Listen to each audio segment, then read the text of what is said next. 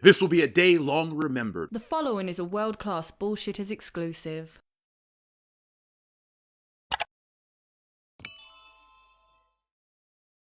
Lucasfilm is a company of two major properties, Star Wars and Indiana Jones. Over the last few years, Star Wars has died an embarrassingly public death. The films, while initially successful, have become the face of entertainment mismanagement. Indiana Jones, Lucasfilm's other major property, which is about to see a big film release at the end of the month, is in a similarly precarious position. Fortune has published a piece that gives insight to the troubles ahead for Lucasfilm and Disney. But before we get into that, today's video is brought to you by us at shopwcbs.com.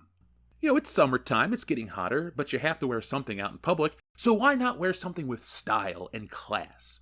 World class, that is. So go to shopwcbs.com and get yourself an official WCBS t-shirt. There are dozens of choices designed by me, and all of our shirts are shipped and printed through Teespring, so you get their customer service, support, as well as the high quality each of their t-shirt carries. So go to shopwcbs.com right now to grab one of those, and since it's summer and it's so damn hot out, you might want something cool to drink. So why not drink that cool beverage out of an official WCBS pint glass? When you do, you'll become the fifth bullshitter. You can crack a cold one with us and spend your summer watching all the new world-class bullshitters content coming your way, including the return of good morning pop culture. So folks, you can click on those links below, get yourself an official WCBS piece of glassware, wear the t-shirt, and hang out with us all summer long. And now, back to the video. Lucasfilm has just premiered the fifth installment of its Indiana Jones franchise, and a lot is riding on the fedora-sporting, bullwhip-toting archaeologist portrayed by the now 80-year-old Hollywood star Harrison Ford. At nearly $300 million, The Dial of Destiny is one of the most expensive films ever made, and its initial reviews suggest it could bomb big at the box office when it lands on June 30th. I bet you that's what they want to hear at Lucasfilm, right? When Bob Iger acquired Lucasfilm a decade ago, it paired the century-old animation company with the studio behind Star Wars and Raiders of the Lost Ark. Yet the match made in heaven now risks becoming an albatross around Disney's neck. The third Skywalker trilogy started off with a bang in late 2015 with The Force Awakens, only to end with a whimper 4 years later, as fans deserted the franchise. The studio hasn't produced a theatrical release of any kind since, allowing Marvel Cinematic Universe, despite the recent setbacks, to supplant it as Disney's cash cow. The Force has left Lucasfilm, says Eric Schiffer, CEO of a private equity firm. The emotional connection it enjoyed with fans has been damaged.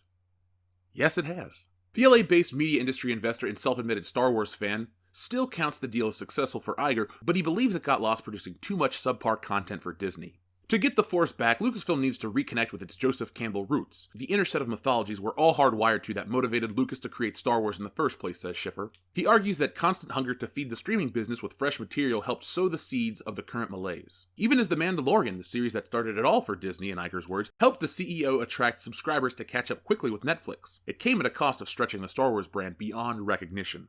Now that growth has faltered, with 4 million customers canceling their memberships in 3 months, and Wall Street is pushing Iger to end the scattergun approach of showering creators with money for new content. Instead, investors want him to end the over $10 billion in cumulative streaming service losses since the launch of Disney Plus 3.5 years ago. The idea that less is more could apply to Lucasfilm's Indiana Jones films, which enjoyed their heyday in the 1980s. Fans were largely satisfied when the titular character finished on a high note, literally riding off into the sunset at the end of the third film. So when Kingdom of the Crystal Skull was released 15 years ago, the spectacle of seeing an aged Harrison Ford emerge unscathed from a nuclear blast by hiding in a refrigerator left no one asking for more. But they will all get a sequel nonetheless when The Dial of Destiny swings into theaters a full 42 years after the first installment. Factoring in marketing and distribution costs, including the cinema's cut of receipts, it will likely have to pull in around $800 million at the box office just to break even. That is an incredible number that is unlikely to happen. Box Office Pro is predicting that Indiana Jones and the Dial of Destiny will top Ant-Man and the Wasp: Quantumania at the domestic box office, predicting the film will, on the low end, bring in $225 million domestically. On the high end, they predict the film could earn up to $380 million domestically. Interestingly, they don't expect the film to have long legs, as they predict it will make a significant portion of its entire gross in its opening weekend, anywhere between $81 and $111 million.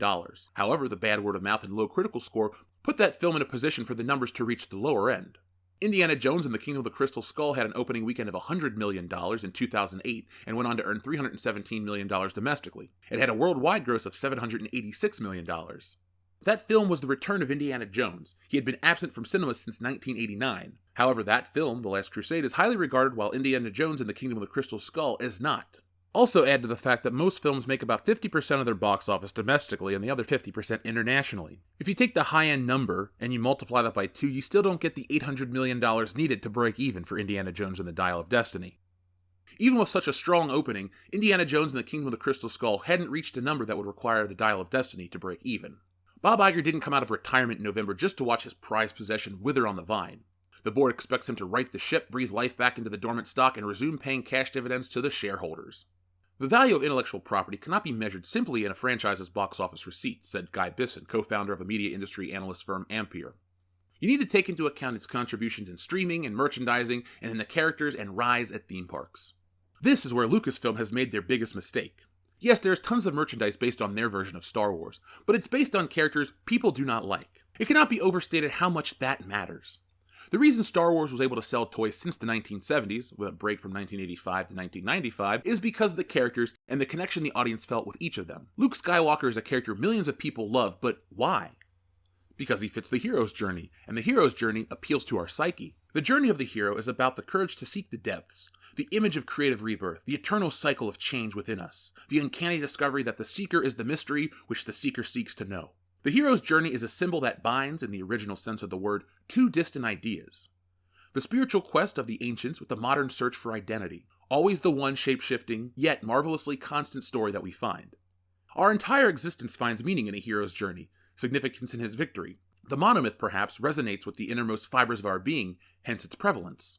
To simplify it, it feels good when Luke Skywalker fulfills his destiny to become a Jedi. When Luke completes his journey, we feel as if we have completed ours. It inspires us to face fear, adversity, and the unknown to achieve our innermost desires. When Luke wins, we win. The hero's journey, or monomyth, has been employed in storytelling for several thousands of years, probably from the very beginning of human literacy. People expect adversity when it comes to their heroes, but I also expect them to overcome it in the end. This story format can be adapted to every genre or situation that exists. We always root for the hero because we want to believe that good, or justice, or true love, effort, honesty, or sometimes even just pluckiness can come out on top and defeat evil. Lucasfilm created heroes that face no adversity. They're not relatable or aspirational. They're given iconic weapons, iconic ships, and iconic characters all defer to them, but they aren't equals to the originals, no matter what convoluted narrative is created, and in turn, audiences don't feel the need to buy merchandise featuring those characters. This was an incredibly long-winded way of saying that merchandise based on these new, unliked characters will never sell, and that's why they're still at discount stores around the world waiting to be purchased. A joy they will never know. But Lucasfilm, which does not respond to requests for comment, knows it's running out of excuses now that the movie based on Nintendo's video game property can still make $1 billion post-pandemic as long as you have the right concept. For this very reason, Iger notably started off his fiscal Q2 earnings call this month by congratulating Universal for the success of the Super Mario Bros. Movie. It gives us reason to be optimistic about the movie business. Of course, Lucasfilm wouldn't respond to comment because they know that all of their decisions that were either motivated politically or ideologically have not been successful in the slightest bit. The Mario movie proves that the box office is not dead after the pandemic, but the narrative around its demise is. Mario was successful because it felt fresh, even though Mario has been around for over 40 years and had a movie 30 years ago. Besides the callbacks and nostalgia, Mario is also a likable character who fit the traditional hero's journey. Like Luke Skywalker, Mario faced adversity to achieve his goal of saving his brother, the Mushroom Kingdom, and being a somebody. Even though his family refused to believe in him and his goals, Mario never stopped believing in himself. And that resonated with the audience. Just like Luke Skywalker, we saw our hero fail before he ultimately won, which was absent in the Star Wars sequel trilogy, which created a lack of interest in the films after The Force Awakens was released. Audiences did not like the new characters at all, which makes forcing the continuation of Rey's story all the more confusing as it was not successful in the first place. There's no excuse. Lucasfilm created characters that had no life. They were just there to fill space on screen. There is pressure on the Dial of Destiny to perform for Disney.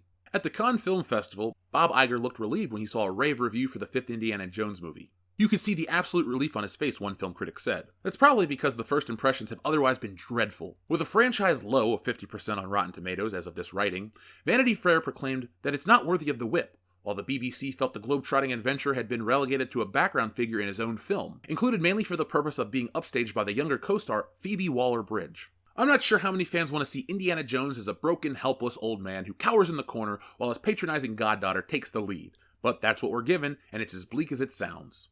Lucasfilm's problems have not been addressed as critics' response to the films reveal that Indiana Jones will suffer the same brand-damaging fate. Audiences line up to see our favorite heroes go on one last adventure. It takes us back into the time in our lives when we were first introduced to these characters. The modern trope, which is about 2 decades past its expiration date, of deconstructing heroes is damaging. Deconstruction is the pursuit of meaning of a text to the point of exposing supposed contradictions and internal oppositions upon which it's founded, supposedly showing that those foundations are incredibly complex, unstable, or impossible. Deconstruction is credited to Jacques Derrida and his 1976 book of Grammatology. When first submitted, the work was not accepted as scholarly. Years later, it was published and caught the attention of people with an inflated sense of self-importance, also known as pretentious people. Hollywood creatives are obsessed with showing their intelligence on screen, over the desire to tell an impactful story. The modern obsession with deconstruction has turned our once heroic characters into shells of their former selves, which in turn have destroyed their connections with the audience. This is why people didn't return to see Star Wars, and that's why people aren't hotly anticipating the return of Indiana Jones. It's been 11 years since Disney bought Lucasfilm, and every film suffers the same exact problem. With Disney needing to shell out $9 billion to buy Comcast out of Hulu as early as next year, the last thing Bob Iger needs is bad word of mouth building over the next 4 weeks to asphyxiate any hope of a blockbuster success. Looks like Disney's done that themselves. Right now, though, grim news is all that Lucasfilm has to offer the Disney CEO. An attempt to expand the lore of its 1988 film Willow flopped hard when the series debuted on Disney Plus in November.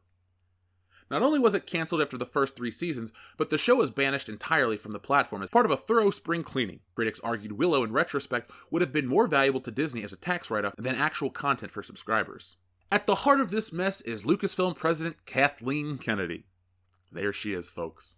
A member of Fortune's 2015 class of the most powerful women, the youthful 69-year-old is an accomplished industry veteran in her own right, producing dozens of classic films. Yet being George Lucas's hand-picked successor has not shielded her from hefty criticism. A number of fans begrudge her, along with The Last Jedi director Rian Johnson, for deconstructing Luke Skywalker in the third trilogy. Actor Mark Hamill distanced himself from creative choices Johnson and Kennedy took with his iconic character in a rare industry rebuke. Antagonized by the perceived shabby treatment of their childhood heroes, fewer and fewer fans showed up from one movie to the next. The third and final installment, The Rise of Skywalker, only took in half of the $2 billion that premiere film The Force Awakens made for Disney. It's perhaps no wonder the company's $5,000 per package Star Wars-themed hotel at the Galactic Star Cruiser is shutting down. The tactical mistake of placing it in the timeline of the Disney sequel trilogy doomed it to a lifespan of just 18 months after opening. Those wealthy enough to fork over thousands of dollars to just roleplay their favorite heroes tended to be middle-aged fans of the original films who wanted to do battle against the sinister Darth Vader they remembered as kids, not the bland and forgettable Kylo Ren. Following the disappointment of 2019's The Rise of Skywalker, no further theatrical films got off the ground despite past proclamations. Numerous Hollywood creatives like Damon Lindelof, Patty Jenkins, and Taika Waititi were all reportedly attached to new Star Wars projects to no avail. As a result, the Star Wars universe has only lived on Disney's streaming platform with mixed critical success. Because of the drop-off in interest, Iger admits that he and his studio boss Alan Bergman are now in a difficult position.